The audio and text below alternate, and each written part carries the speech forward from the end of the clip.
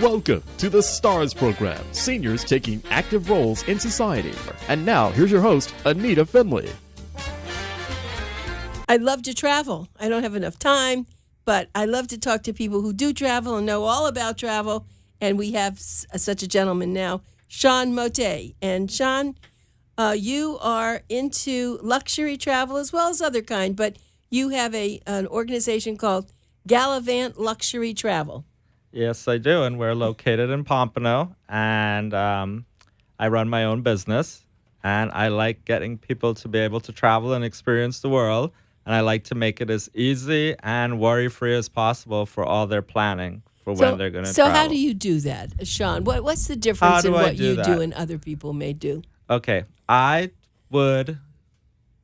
try to keep it more personal. I like to meet with my clients in person. I don't like to do stuff over the phone and through email unless we've already met once in person, because I like to get a feel for my client and try to figure out what's going to be the best fit for them and how best I can make their entire experience from the planning phase through the whole vacation to even coming back home as easy and worry-free as possible.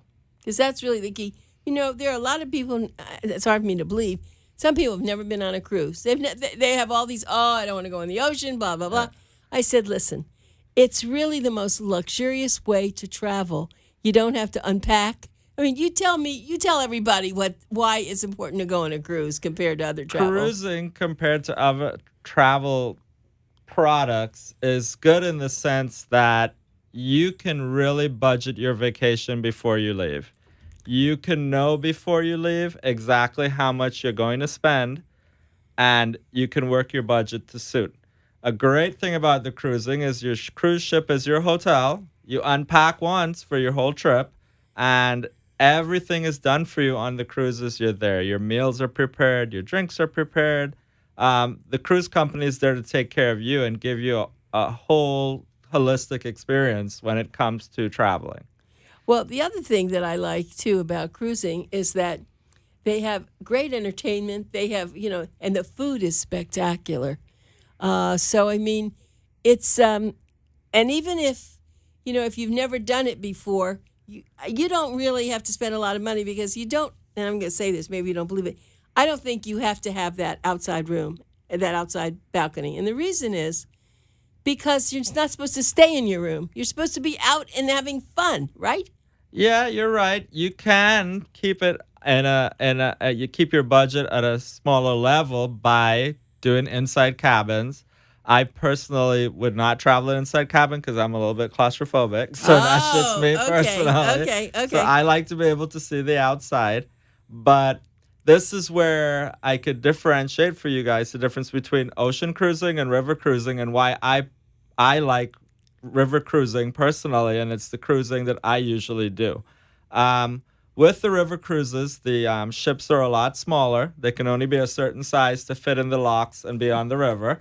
Oh, really? Yeah. That's why. So they're about 440 feet long, and they can only be a certain width. And most of the river cruise lines will not have more than 130 passengers on board. So it's a much smaller, more personal experience. Well, I have always wanted to go on a river cruise. I'm about to put you on Facebook Live, so you just keep talking because we're making, it's going to be on the radio anyway, but I'd just like to try this anyway. So go ahead, tell me about why I want to go on a river cruise. Okay, with the river cruises, one of the major benefits to me and to the client is the personalization of the service. Because it's a smaller group of people on board, you're in an atmosphere where they can really pamper you. And most of them, the crew to passenger ratio is about 1.5 to 1. Some of them are 2 to 1. So when you're on the river cruise, it's not like the larger ocean cruises where you might get on a ship and there's like 3,000 to 4,000 people on board.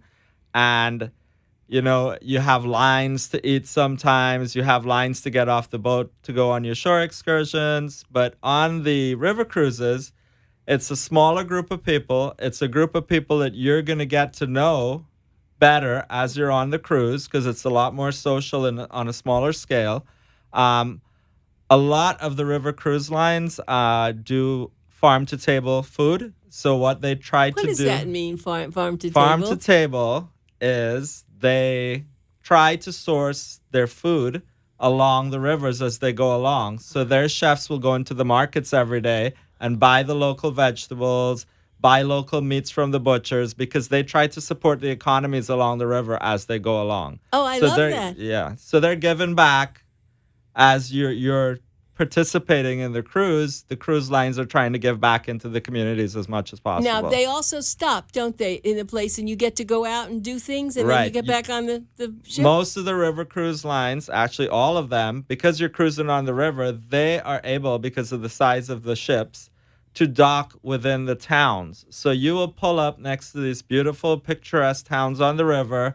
You literally put out the gangplank, you step off the boat, and you're ready to go on your shore excursion 5 minutes after you've docked.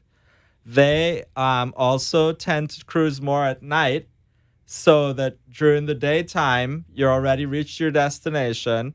And if it is more scenic parts of the river, they will try to do part of the cruising during the day. But you'll never have an entire day of cruising. You're always going to be stopping in a town with something to do, the abilities to get on and off.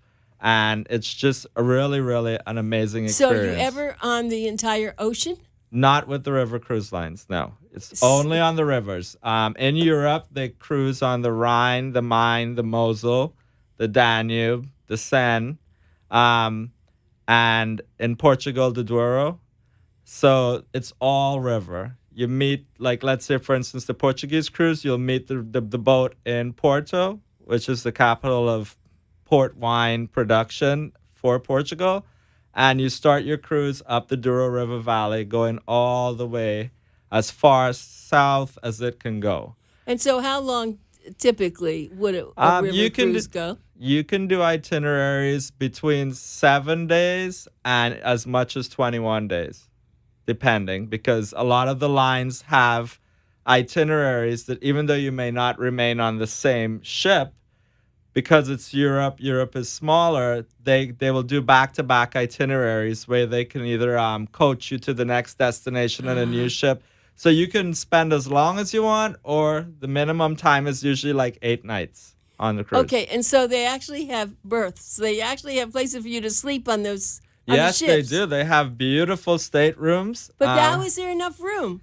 How is there enough room? There's enough room. The ship is that large. It's 440 feet long and about, I would say, 30 or 40 feet wide. And you only have one center corridor in the ship, and then all the rooms have a view. They either have full balconies, what they call a French balcony, which is a window at the top that will go all the way down to this height, and then you could look out. Or some of them do have port windows in the lower categories, but everybody has a view in a river cruise. Okay, and then where do you dine? You dine in the main dining room. That is where you eat most of your meals every day. Usually breakfast time is a full buffet with a station where they'll cook eggs and omelets and everything for you. All fresh fruits, all freshly baked breads. Lunchtime you come back, similar. They'll have a carving table, different menu every day for the buffet. The most amazing vegetables and fresh lettuces and greens. And then dinner time, it's usually a sit-down 4 to 5 course meal. You know, I just want everyone to know that, actually, Sean said he never did this before, but he sounds like a pro. He loves what he does, and that's why. So it's Sean MOUTTET, and he is the owner, agent of Gallivant Luxury Travel. If you want to get a hold of him, the way you would do that is you can go on his... Do you have a website? I do have a website. I see it. Oh, yeah, it's Gallivant, Gallivant Luxury Travel, right? Yep. Gallivant luxurytravel.com, and your phone number is 954-371-00. No, it should be 954-371-9996. Okay, 954-371-9996. Yes, it is. Okay, I'll do that again. 954-371-9996. And then remember on the website, it's Gallivant luxurytravel.com. Gallivant luxurytravel.com. That's great. So do you go with a lot of the people on these trips? Usually no, but I'm starting to look into hosting groups that will go along. So I will go along with them on the trip to try and make things smoother once it fits into how heavy my workload is. Right. Because I would love to host cruises for people, because a lot of people like having somebody along with them that has been with them from the beginning of the whole process of booking and taking part in their vacation. So yeah, that's really a wonderful thing. It's yeah. You know, I have. It's funny. I've been on a lot of cruises. I've never been on a river cruise. And we're gonna get you on a river cruise. I really want to go on a river cruise, and I think what's happened is I think what's happened is I guess I have to get there somehow, and I don't think about, if I'm going to Paris, I go to Paris. But you're telling me I would You need can go to somewhere Paris, else. and then you can get on one of the cruise lines because they're boats that sail the Seine. So Uniworld, Viking, Avalon, Ama Waterways, all of them have ships that you can meet in Paris. Most of the major cities in Europe are along rivers. And most of them are navigable rivers.